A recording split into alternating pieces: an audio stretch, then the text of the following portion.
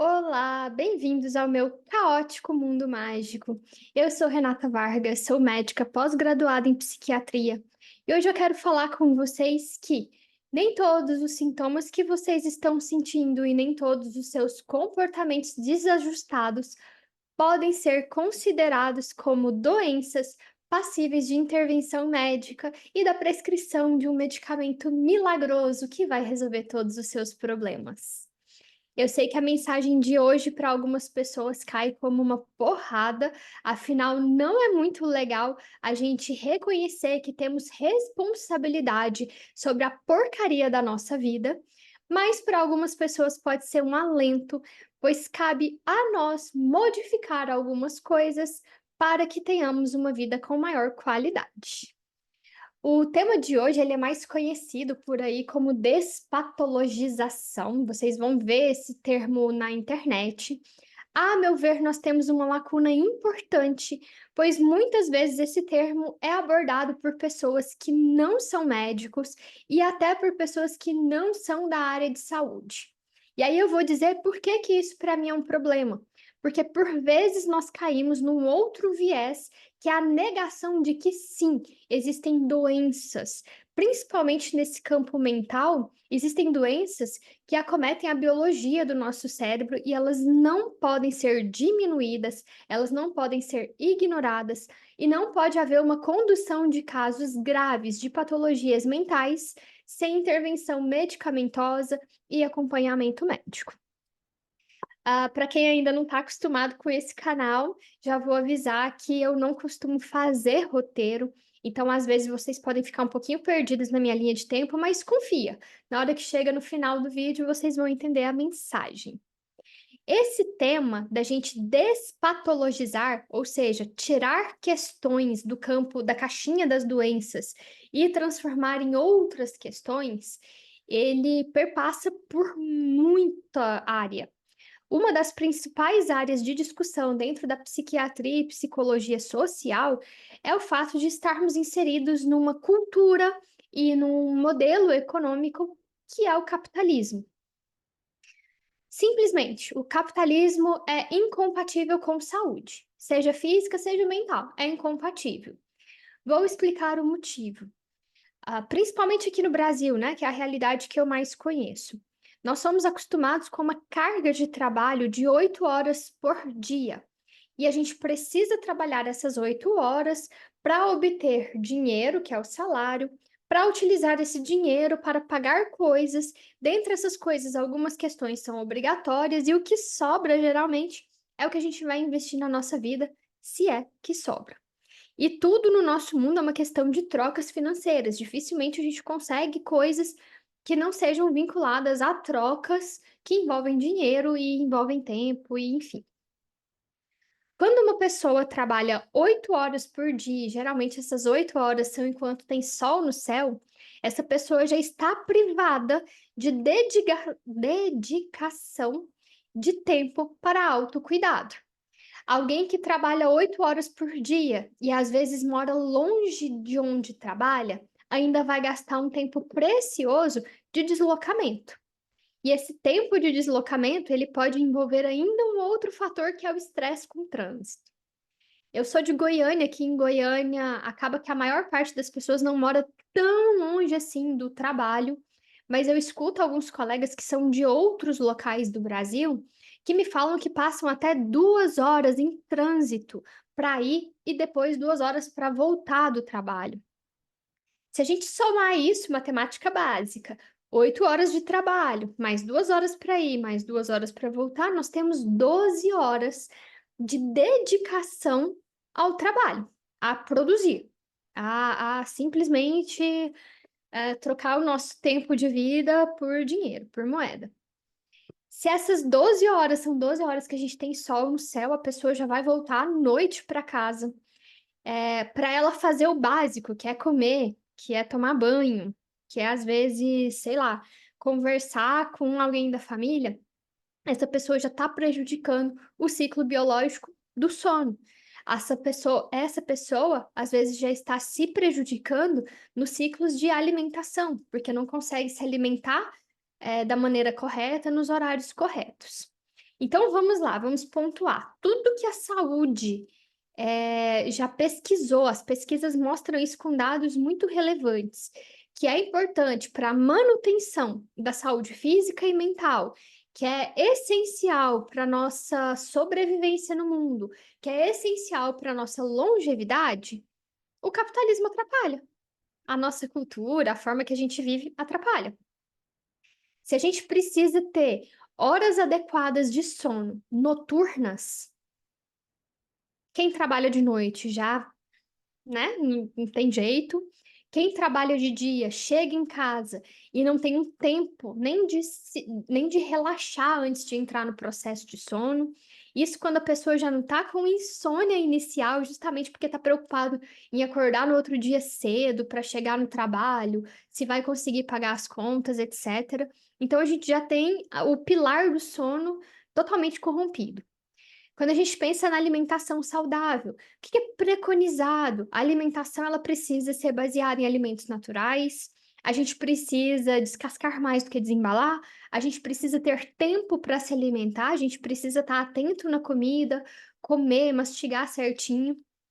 Idealmente, a gente precisa ter um tempo da nossa digestão funcionar, a gente dá aquele tempinho ali, né?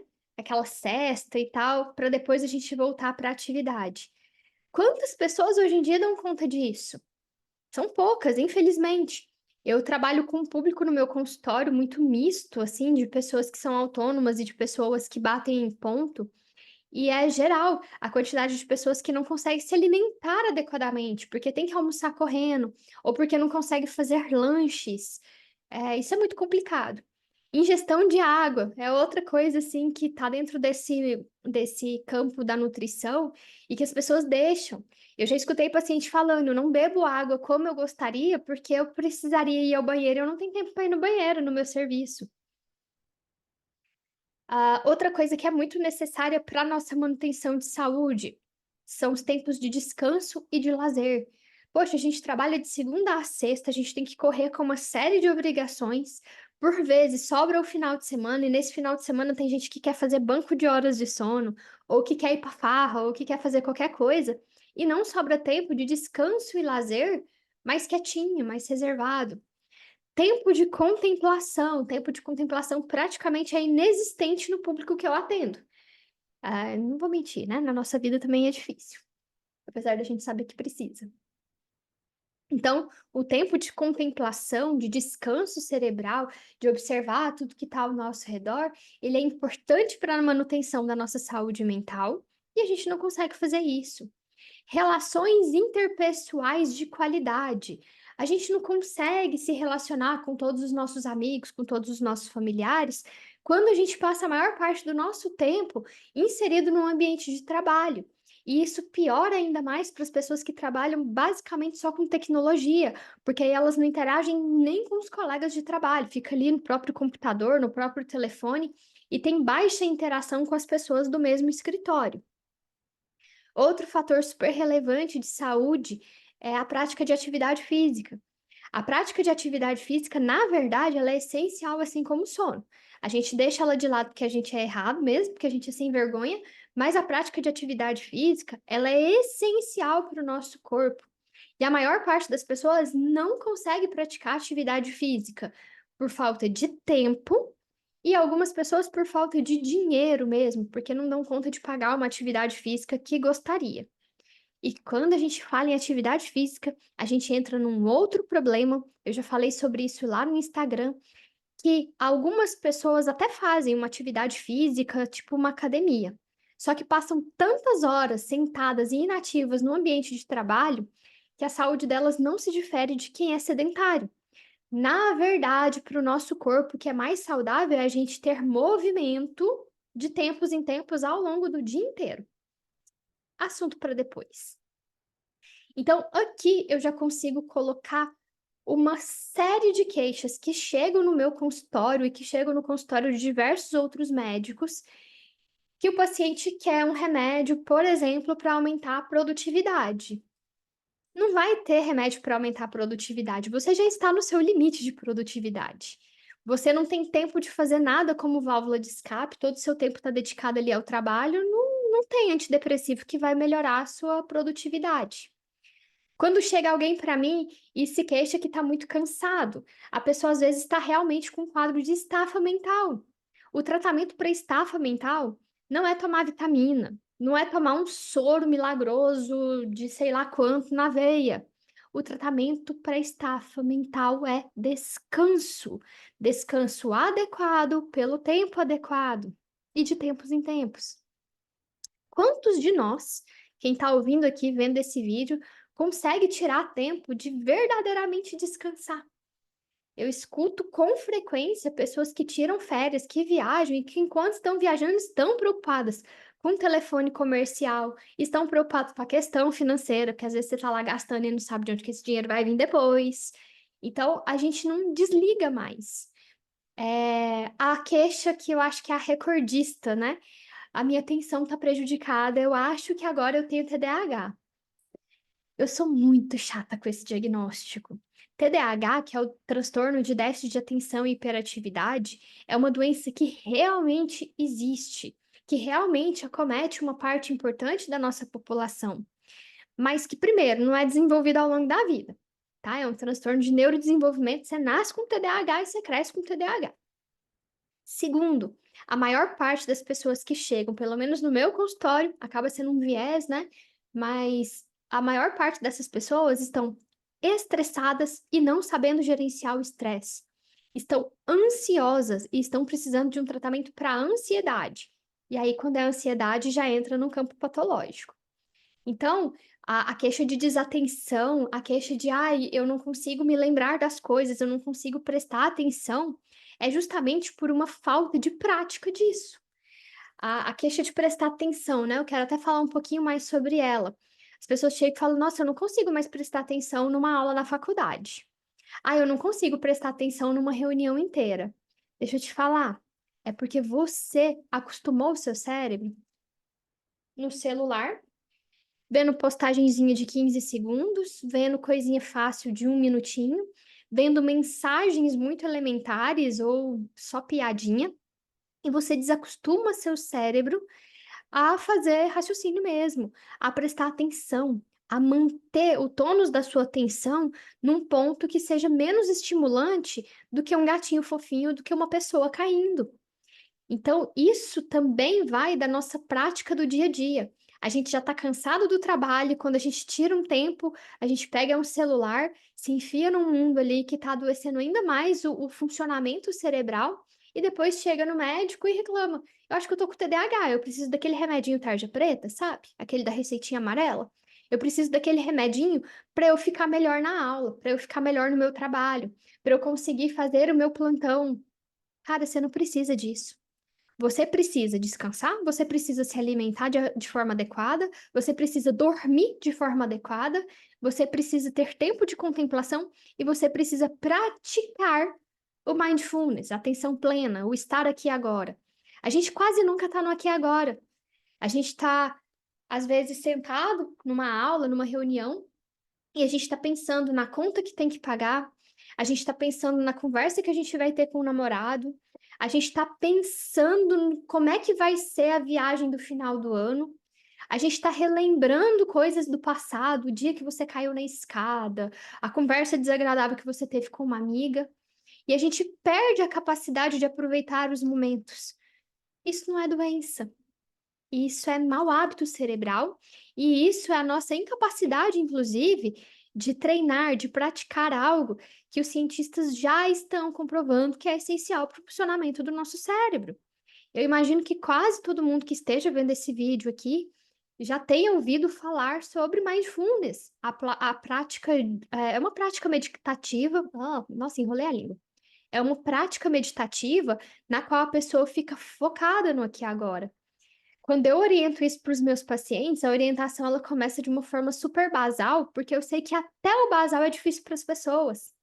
Às vezes a gente está almejando que o indivíduo passe 8 minutos do dia dele focado no momento presente, evitando ficar pensando e fazendo elucubrações mentais. E 8 minutos para algumas pessoas é uma verdadeira tortura.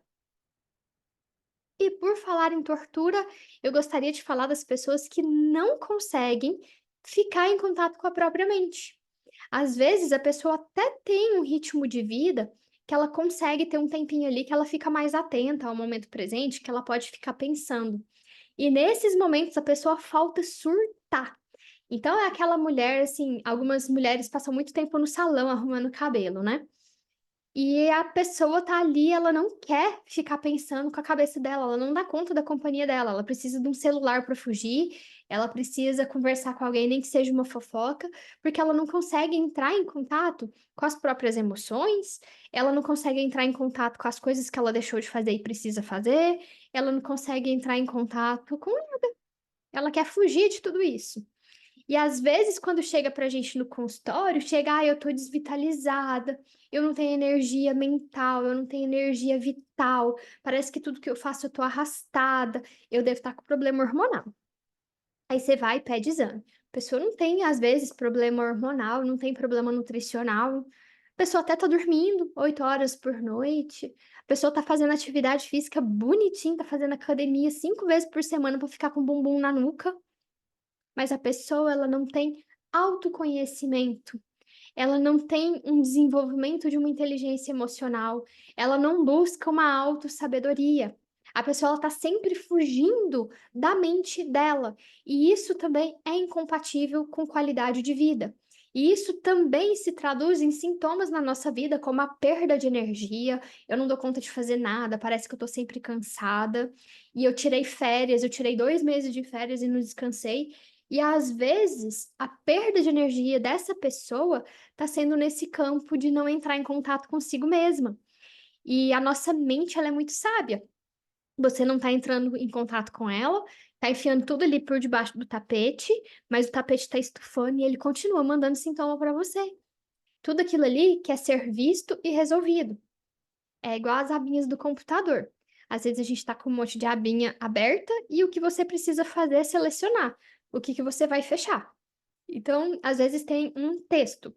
Esse texto eu quero ler. Então, eu preciso ler para fechar essa aba. Eu preciso resolver. Às vezes, você tem um e-mail para responder de um assunto difícil. Enquanto você não responder aquilo, aquela caixinha do e-mail está aberta ali e ela está roubando sua atenção, ela está roubando sua energia e você ainda não resolveu. A partir do momento que você entrar e responder aquela questão difícil do e-mail, você consegue fechar aquela aba. Às vezes tem uma aba tocando uma música aleatória que você simplesmente pode desligar e ver que ela não era importante. Mas a gente só consegue observar e fazer essa seleção e resolver o que é para resolver agora, o que dá para resolver daqui 5 minutos e o que não é para eu resolver, quando a gente olha para essas questões. A partir do momento que a gente simplesmente olha, nossa, tem 30 abas no meu computador, eu não quero nem olhar para isso. Você passa todo o resto do tempo com aquilo maquinando na cabeça, porque você não esquece que tem 30 coisinhas ali abertas. E o tempo vai passando, você vai esquecendo até que aba que está aberta. Então, cuidado com isso. Ainda no campo de algumas queixas que as pessoas trazem e que não são doenças, né? Propriamente ditas. Vamos para questões de cultura, novamente, que são as comparações. As pessoas, principalmente com as redes sociais, elas criaram uma tendência, elas não, né, gente? Eu sou pessoa, deixa eu me incluir. Nós, nós criamos uma tendência a nos compararmos com outras pessoas. Ok, que tem muita gente que ainda se compara só com pares mesmo, mas a maioria das pessoas não está se comparando com pares.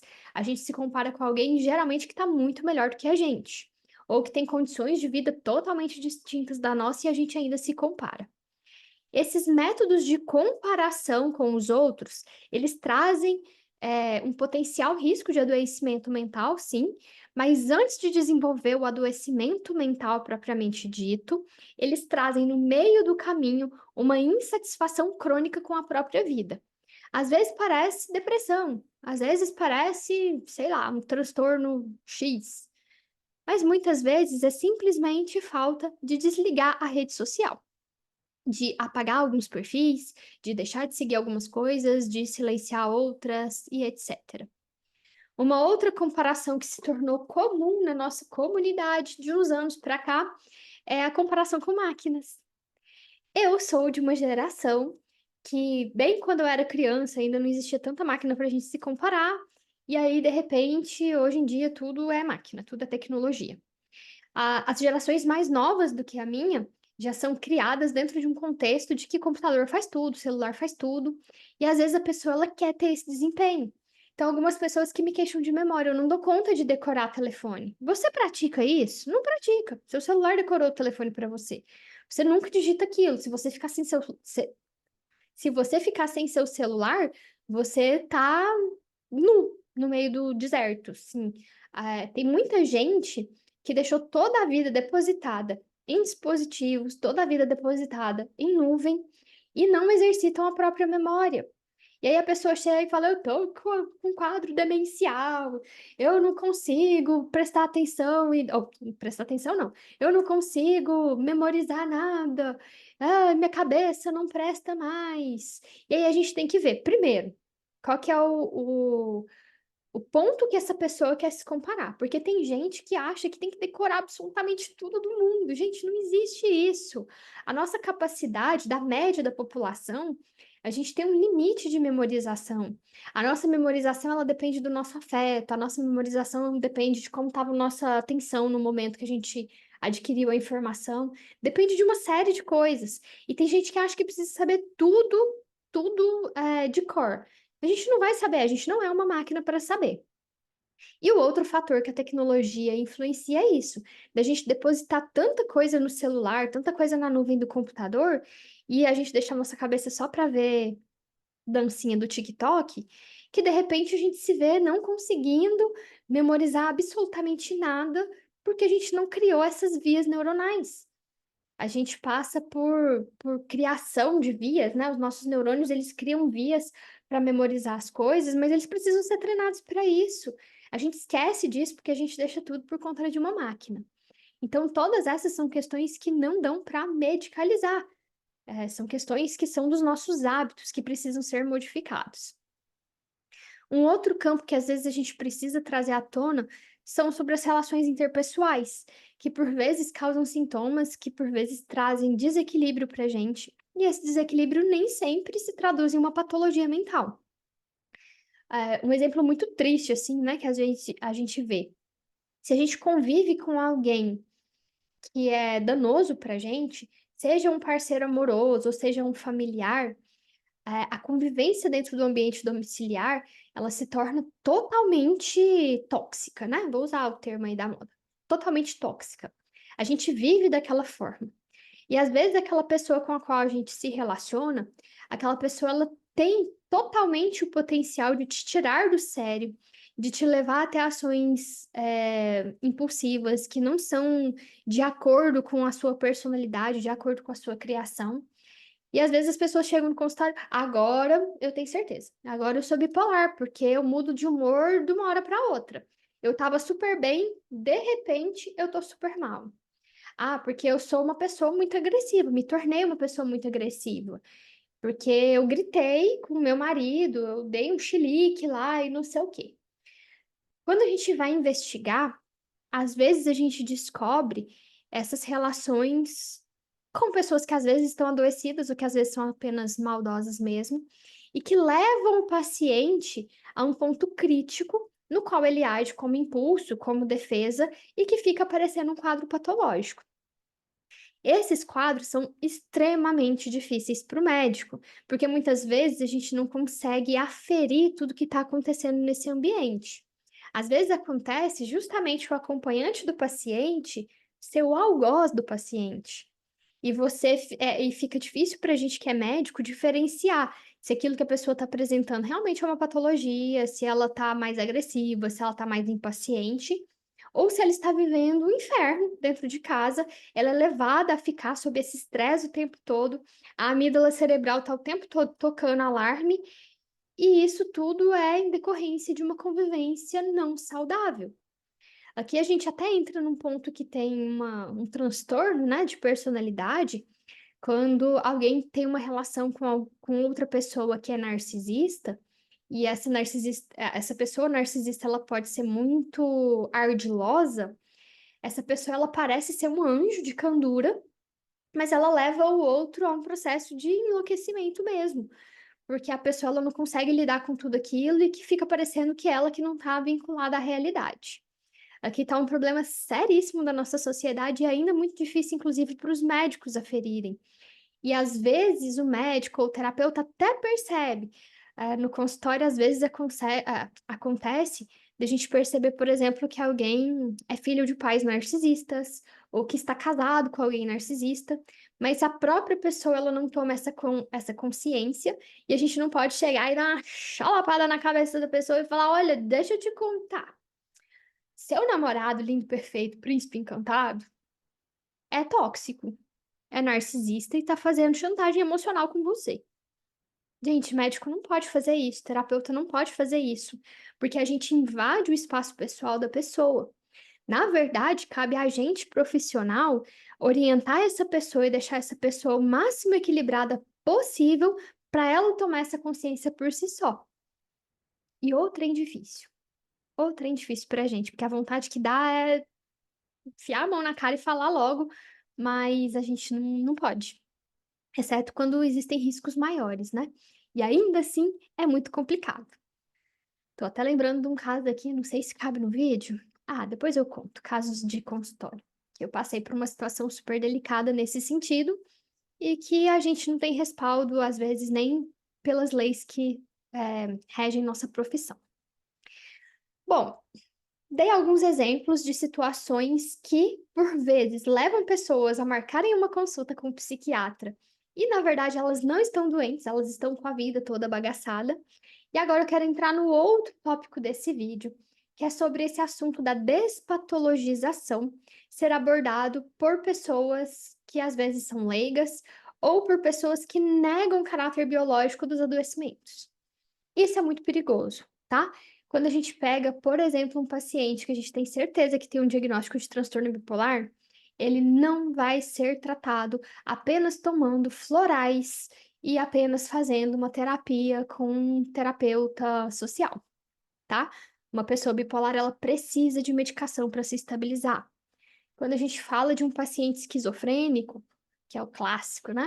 O paciente esquizofrênico, ele tem uma doença crônica. Ele precisa ser tratado com medicação e não dá para a gente gerir esse paciente apenas fazendo orientações de hábitos de vidas mais saudáveis. Esse paciente, ele precisa de uma intervenção química, sim. É uma doença biológica, acomete o cérebro. Então, a gente tem que tomar cuidado com algumas pessoas, e a internet cresceu isso de maneira pavorosa, que começam a negar tudo que é da psiquiatria. Recentemente eu descobri até uma corrente de pessoas que fala que psiquiatria não existe. Achei fantástico. Maravilhoso. Enfim, a gente precisa, até aquele ditado bonitinho, né? Dá a César o que é de César. A gente precisa diferenciar que existem coisas que sim são decorrentes do ambiente, da cultura, da política, mas que existem coisas que são da biologia, da química, e que essas coisas precisam da intervenção de um médico, que essas pessoas precisam de prescrição de medicação, e que a prescrição dessa medicação tem que ser baseada em evidências fortes, porque quanto mais rápido a gente intervém na saúde de uma pessoa, melhores são os resultados. Isso é óbvio. Infelizmente, algumas pessoas às vezes abandonam tratamentos porque escutam essa galera da despatologização de tudo, porque não existe mais adoecimento, porque tudo isso foi uma invenção da Big Pharma, porque o médico tá ganhando viagem da farmácia e porque ele está prescrevendo remédio. E às vezes essa pessoa passa anos da vida dela em profundo sofrimento, carregando problemas financeiros, carregando problemas de aderência em trabalho, carregando inúmeros relacionamentos que falham de pessoas amigas, de relacionamentos amorosos. E quando essa pessoa chega para tratar com a gente, às vezes em meses, ela já obtém um resultado que ela não viu em anos. Não que seja um resultado completo, mas ela percebe o quanto o fator biológico do cérebro dela influenciava na maneira que ela agia na vida. Tem gente que acha que tem o gênio forte. E a pessoa às vezes é bipolar. Ela precisa de um estabilizador. A partir do momento que ela tomar um estabilizador, ela consegue fazer decisões mais acertadas para a vida dela. Ela consegue aderir adequadamente à terapia e, junto com a terapia, ela consegue moldar os comportamentos, ela consegue selecionar o que ela deve, o que ela não deve fazer na vida dela, a fim de levar uma vida melhor. Às vezes a pessoa é um dependente químico. O dependente químico, ele precisa do afastamento da substância, mas ele precisa de um tratamento para lidar com aquilo, para ele conseguir assumir as rédeas da vida dele. Não é simplesmente alguém que foi vítima da sociedade e que começou a usar droga para fugir dos problemas políticos e sociais do mundo. Essa pessoa, ela desenvolveu um problema da química cerebral. E ela precisa de um tratamento disso até para ela lutar por direitos melhores para o mundo. Quantas mentes brilhantes a gente tem por aí que estão comidas por transtornos psiquiátricos e que não se tratam porque não acreditam que a doença existe? Quantas modificações, quantas evoluções o mundo teria se essas pessoas que têm inteligência, que têm percepção das injustiças e dos desequilíbrios, estivessem saudáveis mentalmente para colocar as ideias dela para o mundo, para lutarem por isso, para entrarem às vezes até no campo da política para conseguir fazer muita diferença ali dentro. E às vezes essas pessoas estão ali, sentadas na frente da internet, falando que adoecimento mental não existe, que é tudo culpa da Big Pharma, e não estão modificando nada no mundo. Elas estão apenas deixando a vida delas passar, sem produzir algo tão relevante para a nossa humanidade. Eu acho que por esse vídeo eu abordei tudo que eu queria falar sobre a despatologização. Palavra difícil. Eu espero que tenha ficado claro para vocês, eu espero que tenha trazido reflexões para algumas pessoas. E na dúvida, gente, sim, a gente agenda uma consulta com o médico da nossa confiança. E a gente vai conversar, porque geralmente é alguém externo, o médico, que vai conseguir apontar para você que algumas coisas são dos seus hábitos de vida, algumas coisas são da cultura e outras podem ser doenças. Cabe sim ao médico ter conhecimento sobre essas coisas. É muito antiético. Antiético, eu posso falar? É muito antiético o médico que acha que ele vai poder resolver tudo com remédio. Hoje em dia a gente já tem uma formação da maior parte dos médicos que é aberta a isso, a reconhecer que nem tudo a gente resolve ali dentro do consultório, com uma intervenção nossa direta. Porém, faz parte da nossa formação fazer orientações sobre como conduzir a vida com mais saúde para a pessoa.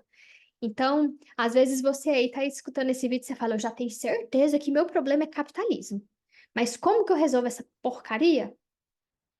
Às vezes você precisa da orientação de um médico que tenha mais habilidade para falar sobre isso, para conseguir te orientar a medidas de mitigar os problemas que o capitalismo gera na gente.